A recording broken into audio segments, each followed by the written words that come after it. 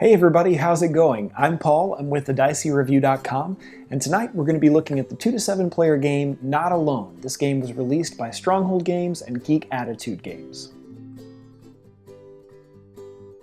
To begin setup, the player controlling the creature will place the board in the middle of the table.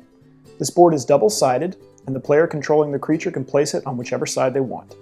Next, place the rescue counter and the assimilation counter on the spaces that mark the player count. For instance, if we were going to play a 4-player game, the assimilation counter would go here where it says 4, and the rescue counter would go here where it says 4 on this side. There are 10 place cards that make up the planet of Artemia. You'll want to place them in 2 rows below this main board in ascending order from 1 to 10. After you're done, it should look like this. It's important to note that locations will be considered adjacent if they share a common border, horizontal or vertical. Next, place the marker counter next to the beach card. Next, a reserve of the remaining place cards, numbered 6 through 10, will need to be placed near the creature above the rescue board. The number of cards placed in reserve depends on the player count. In our 4-player example, we'll do a reserve of 3 cards each. After you're done, it should look like this. Shuffle this deck of survival cards and place them face down near the hunted players. Shuffle this deck of hunt cards and place it near the player controlling the creature. The player controlling the creature will take the 3 hunt tokens and then draw 3 hunt cards from the hunt deck to form their starting hand. Each player controlling a hunted character will take a starting hand of 5 place cards numbered 1 through 5, and then each player will also receive 3 will counters. The game also includes a player aid which can be given to each player, and then each player controlling a hunted character will draw 1 survival card. Now that this setup has been completed, we're ready to start looking at how to play the game. Before we do that, however, I would like to go into a little bit more detail about some of the cards. The first type of cards to discuss are the place cards. The planet Artemia is made up of 10 different place cards. Each hunted player will start the game with a hand of 1 to 5. Each of the place cards has a special ability that will be activated if the hunted are able to go there undetected. We'll go into more detail about how players will play these cards when we discuss the phases. The next type of cards to discuss are the hunt cards. The hunt cards will be played by the player controlling the creature, and they will assist the creature in assimilating the hunted players to the planet. The hunt cards will have a phase printed on them, which indicates when these cards can be played. These cards can be played at any time during the phase listed. The hunt cards may also have a symbol printed on them that relates to one of the 3 tokens controlled by the creature, and the hunt cards will also have a specific power printed on them. Unless specified otherwise, the creature can only play 1 hunt card per turn.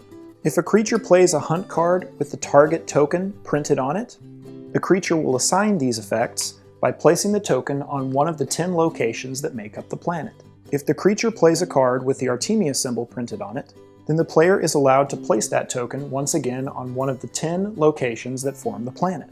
The creature may be able to play 2 cards with the same symbol printed on it. In either case, if this happens, both of the cards' text will affect the location where the target token is placed. For instance, if 2 Artemia cards are played, this location will be affected by both cards. The same is true for the target token. The next type of card to discuss are the survival cards. Survival cards will assist the hunted players in avoiding the creature. The survival cards will have a special effect that the hunted may activate. They will also have a specific phase printed just like the hunt cards. The hunted players can play these cards at any time on the phase listed. These cards are discarded after use, and each hunted player can only play 1 of these cards per turn. There's no limit to the number of survival cards that a hunted player can hold. Hunt and survival cards played during the same phase will be resolved in the order in which they were played. If there's ever a disagreement about the order, the player controlling the creature gets to break the tie as they benefit from the knowledge of the planet. Now that we've looked at the setup and each card in more detail, let's look at a player's turn. A player's turn has 4 phases, starting with exploration. During the exploration phase, the hunted players will play 1 place card simultaneously face down in front of them. The players are allowed to communicate, but only in an open fashion. They have to do it out loud. This means that the player controlling the creature will hear everything they say, so bluffing is definitely an option. The players can't reveal their cards to each other, but playing a card is mandatory. As hunted players play the game, the cards that they play in front of them will start to pile up in a discard pile. Players won't get these cards back into their hand until they take an action to do so. The more cards they have in the discard pile, the easier it's going to be for the creature to determine where they're going. So before a player places a place card face down, they have the option to get some of their cards back by doing one of two things. The first thing a hunted player can do before they place their place card is resisting. They can either spend 1 or 2 will counters to retrieve cards from their discard pile. One spent will counter will allow them to draw 2 cards from their discard pile. 2 will counters spent will allow them to draw 4 cards from their discard pile. These cards can be taken in any order the player wishes. The chosen cards are placed back in the hunted player's hand. If at any time the hunted player is forced or chooses to play their last will counter, the player must give up. Giving up allows the hunted player to regain all of their will counters and take any cards that may be remaining in their discard pile back into their hand. There is one major downside to giving up, however. Each time a hunted player gives up, the assimilation counter is moved forward 1 space, bringing the creature that much closer to victory. As you can see, when playing the hunted, it's very important to manage your hand carefully and your will counters to make sure that the creature is always guessing. Next comes Phase 2, the hunting phase.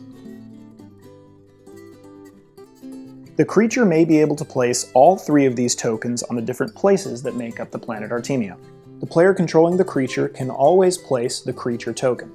In addition, if the creature plays any eligible hunt cards during the phase when they're allowed to play them, the creature will be able to take the matching tokens and place them on any of the available place cards that they wish.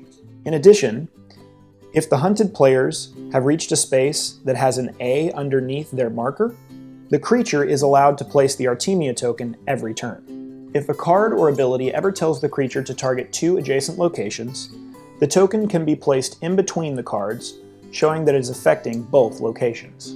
And hunt tokens can be placed on the same locations to stack their effects. Next is Phase 3, Reckoning.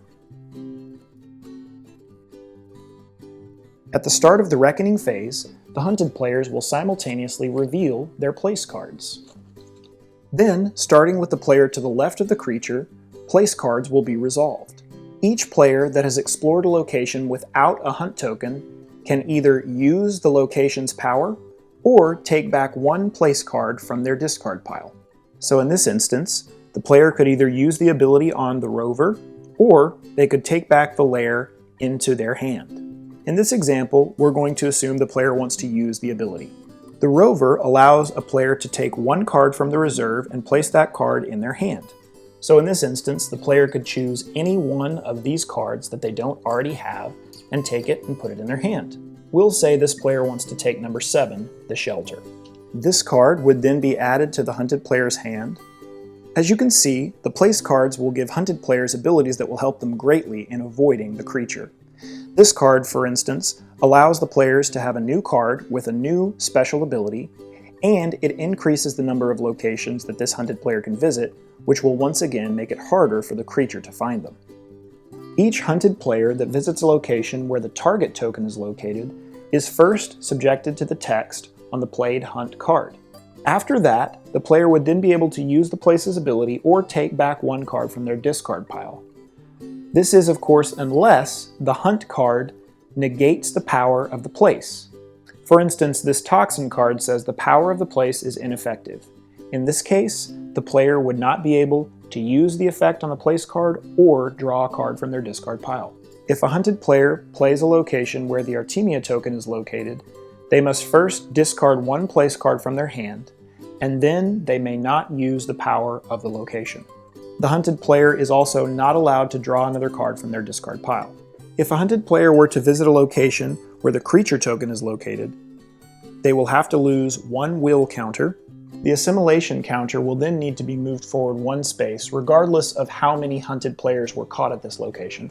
And once again, the hunted players may not use the location's ability or take back one card from their discard pile. And once again, if a player loses their last will counter during this phase, the give up action is assessed as normal.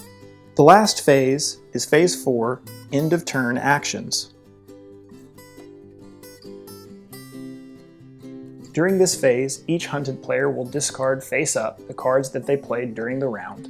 It's always important that the discarded cards played by the hunted are easily visible to the creature. This helps the creature determine where the hunted may go next. The player controlling the creature will then take back their hunt tokens and draw back up to 3 hunt cards. Then the rescue counter will be moved forward one space, and players will begin again at Phase 1, Exploration. The game will end in one of 2 ways. The hunted will win if their token ever reaches this space. The creature will win if their token ever reaches this space. Thanks so much for watching, everybody. That's our video. We hope that it was helpful, and we hope that it was informative. If you want to hear more from the Dicey Review, you can listen to our podcast on iTunes, Stitcher, or just about any other podcast app. You can always contact us at thediceyreview.com, through our Board Game Geek Guild, or by emailing thediceyreview@gmail.com. And if you'd like to see more of our videos, visit our YouTube channel, youtube.com/thediceyreview. Thanks so much for watching, and until next time, we'll see you at the table.